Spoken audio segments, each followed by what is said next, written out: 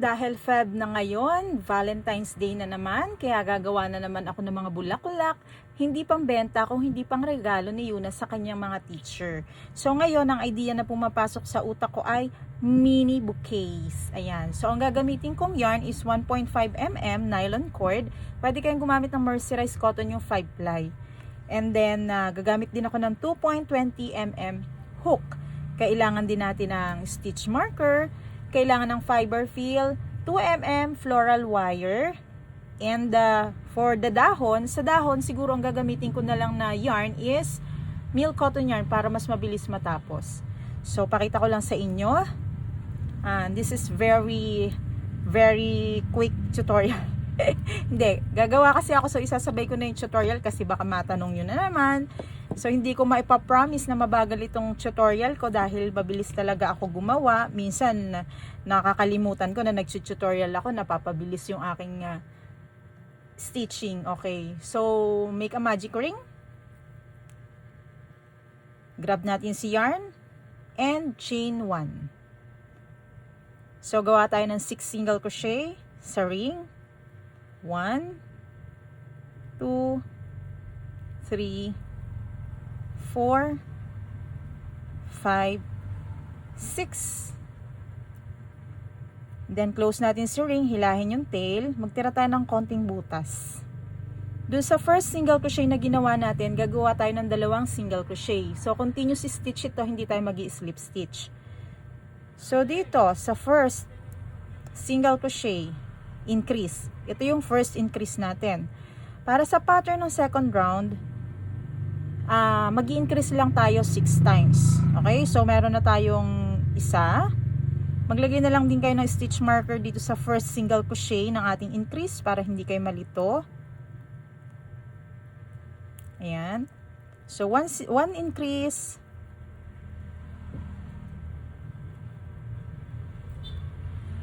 Two.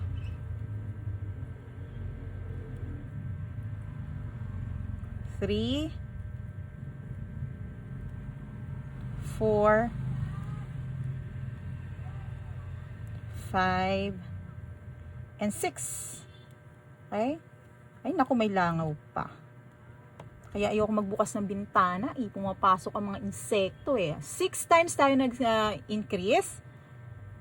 And then, tanggalin na natin si stitch marker. So, ito na yung ating third round. So, second round natin, dapat may total of 12 single crochet tayo. For the third round, the pattern will be 1 single crochet increase. 6 times din natin gagawin yon. So, dito tayo magi-start ng ating third round. Sa first single crochet, ibalik natin si stitch marker. Hirap naman ito. So, 1 single crochet increase sa susunod na stitch. Kahit mabilis naman, malinaw naman yung aking instruction. Ayan. So, this is our first set of 1 single crochet increase. So, second set na tayo ng 1 single crochet increase into the next stitch. So, increase, 2 single crochet sa isang stitch. Ito na yung third set natin. Single crochet increase.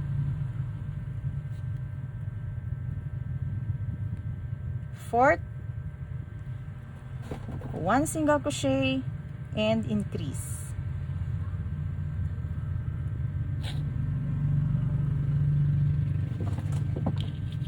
So, ito na yung ating fifth set.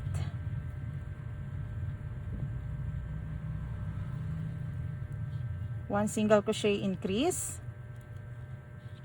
Ito na yung sixth and last set of 1 single crochet and increase. So, 1, 2, 3, 4th round na tayo. Sa 4th round, the pattern will be 2 single crochet increase. Pero doon sa first stitches, sa 4th round, ay gagawin ko munang 1 single crochet increase. Then after that, saka na natin gagawin yung 2 single crochet increase. So, eto na, umpisahan natin sa 1 single crochet. Ibalik natin si stitch marker.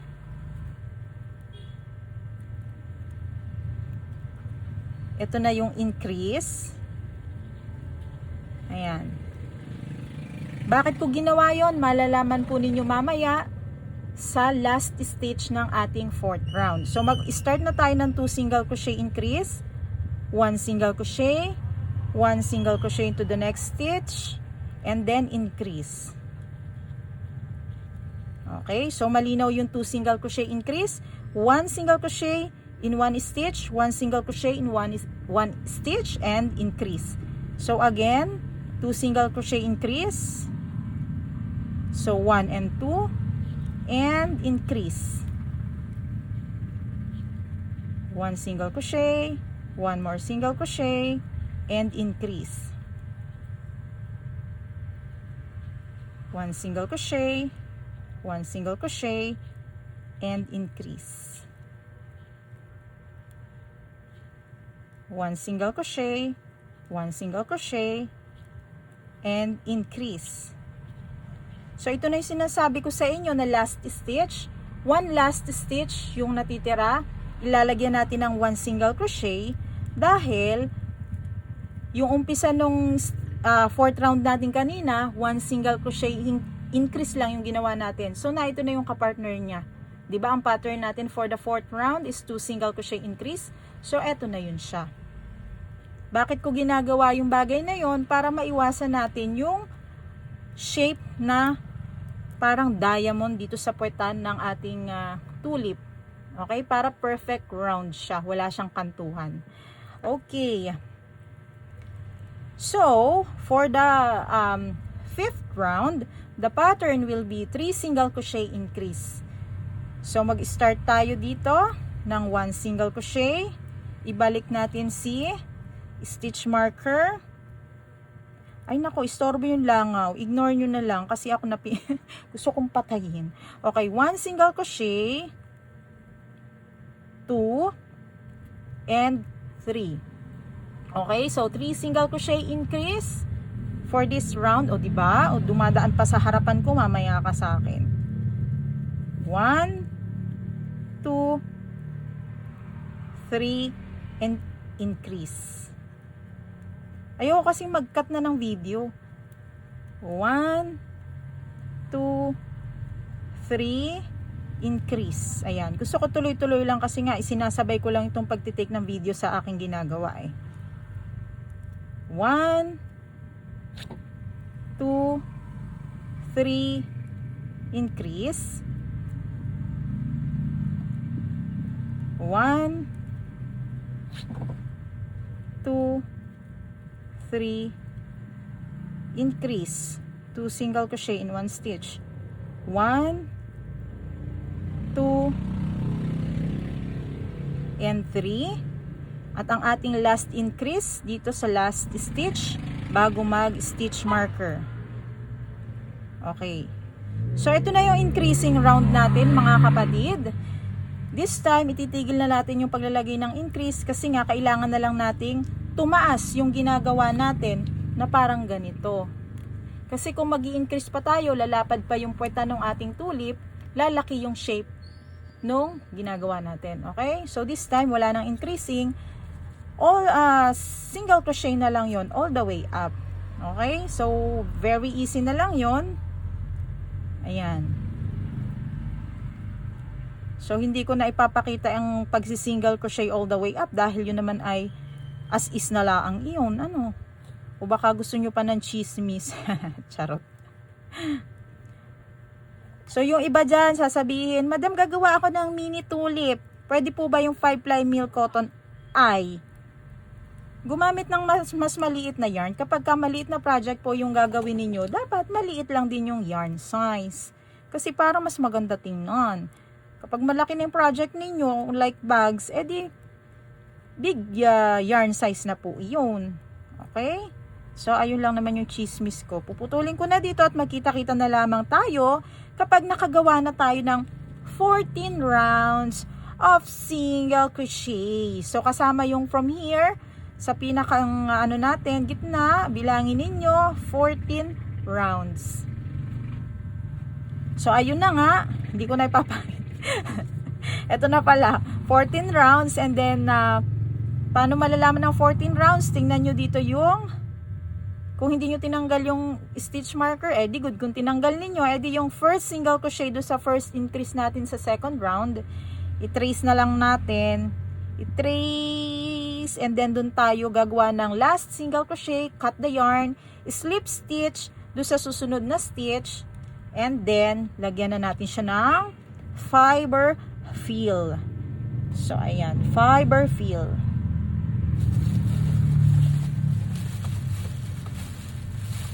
Sa paglalagay naman ng fiber fill, huwag niyong tipirin.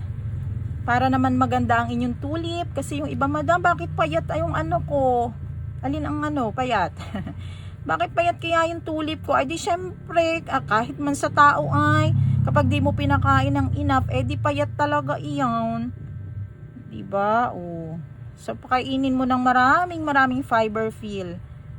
Ayan. So, tatahiin lang naman natin siya. Alam ko namang marami na kayo napapanood ng iba't ibang tutorial kung saang platform. So, itahi lang natin ito. Kunin natin ang center.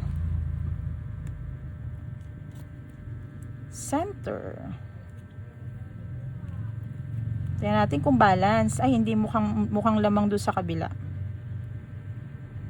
Lipat lang natin. Siyempre, kailangan pantay sila. Yan. Mukhang pantay na. Tahiin pa natin dito. Ayun. Siksik natin si fiber fill. Kunin din natin yung center neto.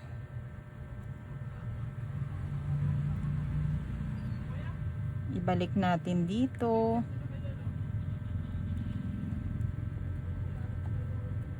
Mukhang botsog na botsog tong tulip ko ngayon Naparami yata.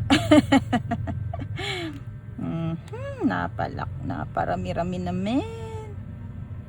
Sana center nito die. Center. Minsan naduduling din talaga ako namamali ako ng pinapasukan ng karayom. Katulad nga nito, parang mali din. Sige, dito na lang para balance. Para hindi ko nahugutin. Yun. So, pagkatapos nyan, lalagyan ko pa ng isa pang tahi. Sasakupin ko naman yung last round. Yung last round dito, yung single crochet, sasakupin ko pa. Kasi parang gusto ko kasi yung parang lumubog ng kaunti yung yung part na yan. So, diskarte lang sa pagtatahi para maganda rin yung shape ng ating tulip. Tapos, kapag hindi maganda yung ibabaw, pwede namang daanin din sa tahi. Ima-magic sa tahi. Ayun, para gumanda yung ibabaw. So, yan. Babalik ko to dito sa kabilang side. Nawawala pala ako sa screen.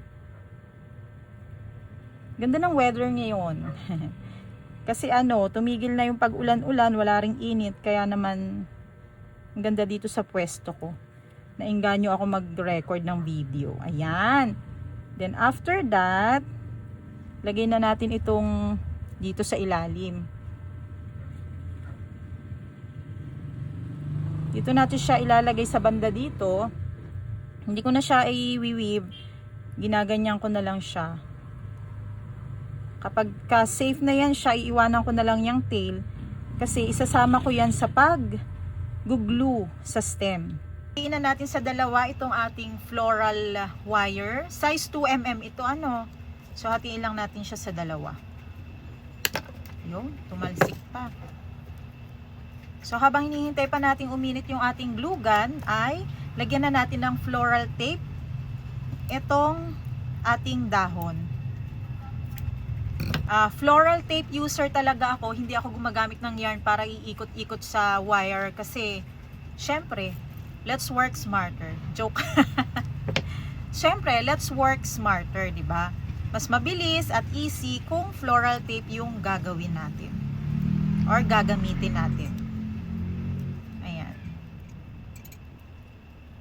Balutin natin siya. Kahit hindi ganun kaganda, para lang makover yung, yan. Kasi mamaya, kapag inattach din naman natin yan dun sa stem ng tulip, matatakpan din naman yan. So, ganito lang natin ikakabit yung ating stem dito sa tulip.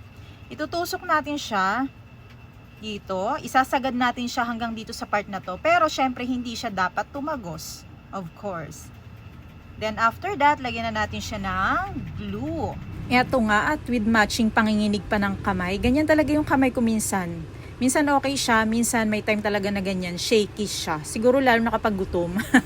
So ayan, lalagyan ko na rin yung glue, yung hanggang dyan sa may wire na yan, para sure na matibay siya. At syempre kapag ka may glue na yan, saka ko naman iikot yung natitirang tail ng ating tulip. Ayan, ikot ko siya dyan sa may glue. Ikot-ikot lang, ganyan. Tapos ibabalik natin siya pataas, para sure talagang matibay at hindi mahuhugot si ating tulip flower. At pagkatapos naman yan ay gagamitin ko yung dulo ng glue gun para naman mapantay yung glue stick na nandyan sa ating stem para mas smooth yung kakalabasan ng ating part na yan. Kapag katuyo na, syempre, kuha na tayo ng floral tape. Banatin muna si floral tape bago gamitin. At ibalot na natin dito sa, mag-umpisa tayo dito sa may part, sa may glue part. Yan, ikot lang naman natin siya. Very easy lang siya gawin.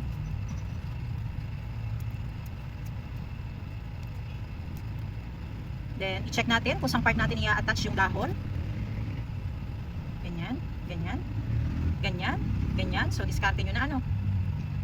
Dito. Ayan. Isama na natin siya sa pag-ikot ng mundo. Diba? Baba natin.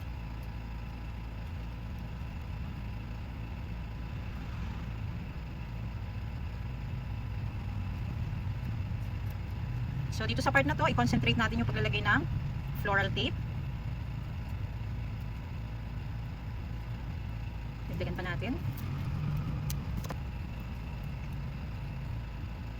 So, ganun lang siya ka-easy, di ba?